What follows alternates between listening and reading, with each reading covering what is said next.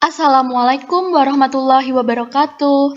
Jumpa lagi bersama Ibu Meita Ratnasari pada pembelajaran kelas 4 Matematika. Nah, pada pertemuan ini kita akan belajar tentang bentuk-bentuk pecahan. Mungkin anak-anak dulu sudah mengenal beberapa bentuk pecahan. Nah, kali ini kita akan mengingat kembali sekaligus mempelajarinya. Oke, baik. Kita mulai ya. Ada apa saja sih pecahan itu? Pecahan itu ada 4 bentuknya. Yang pertama yaitu pecahan biasa. Kemudian yang kedua ada pecahan campuran. Lalu yang ketiga ada pecahan desimal. Dan yang keempat ada persen. Nah, apa sih yang dimaksud dengan pecahan-pecahan ini? Yuk kita simak penjelasannya. Yang pertama, kita akan bahas tentang pecahan biasa.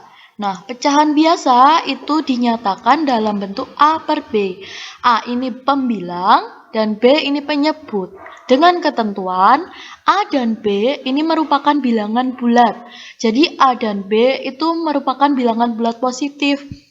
Bisa 1, bisa 2, bisa 3, dan seterusnya. Sedangkan yang B ini tidak sama dengan 0, jadi penyebutnya tidak boleh 0. Kemudian pecahan biasa itu dibagi menjadi 2, yaitu yang pertama pecahan murni. Pecahan murni apabila A itu kurang dari B, maka disebut pecahan murni. Nah, perhatikan contoh. Contohnya adalah 1/3. A itu 1 ya, B itu yang bawah atau penyebut yaitu 3.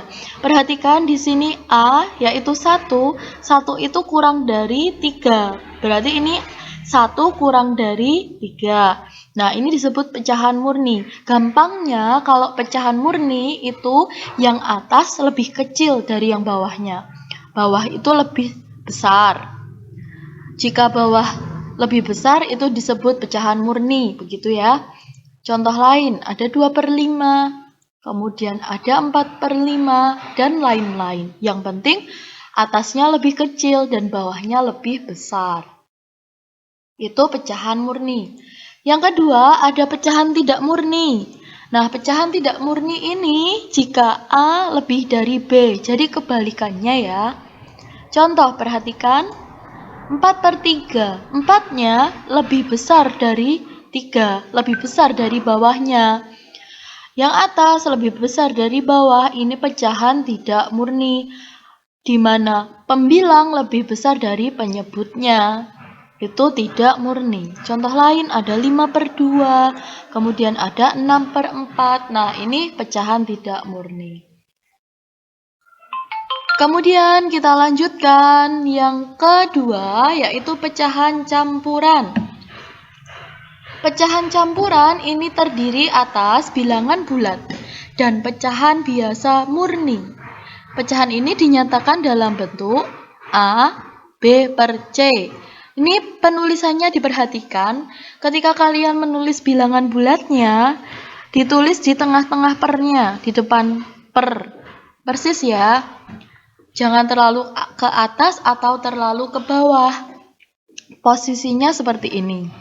Nah, maksudnya gimana ya penulisannya? Kita perhatikan contoh. 2, 1/3. Nah, 2 di sini merupakan bilangan bulat, sedangkan 1/3 ini adalah pecahan biasa murni.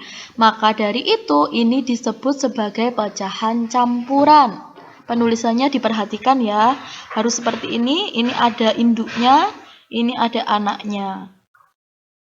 Lalu contoh lain, 4, 2/5, kemudian 6, 7/8, nah seperti itu.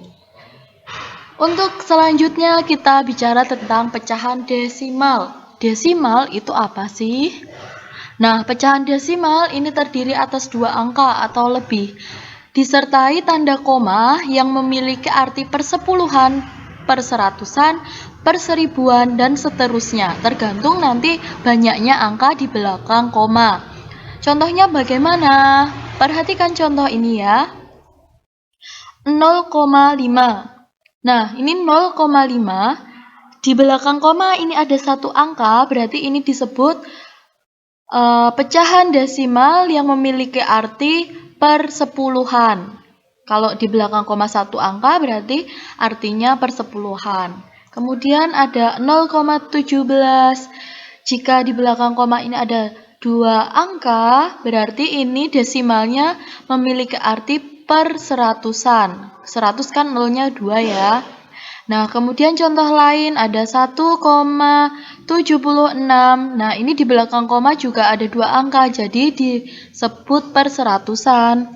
Kemudian contoh lain, 15,125. Nah, ini karena di belakang koma ada 3 angka, ini disebut per seribuan, karena 1000 itu nolnya 3. Hafalinya seperti itu. Nah, ini adalah pecahan-pecahan desimal. Kemudian yang terakhir ada persen. Nah, persen ini merupakan cara lain menyatakan pecahan dengan menyebut 100.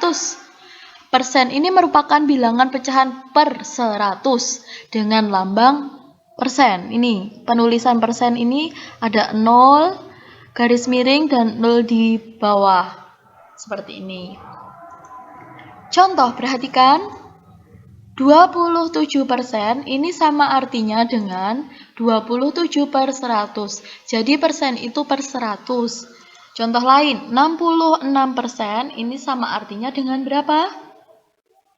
Ya, 66 per 100. Nah, demikian penjelasan bermacam-macam bentuk pecahan pada hari ini. Sampai sini sudah pahamkah anak-anak? Baik, kalau sudah paham, kita lanjut ke video pembelajaran selanjutnya ya. Sampai di sini dulu pembelajaran tentang bentuk-bentuk pecahan. Nantikan video selanjutnya. Terima kasih.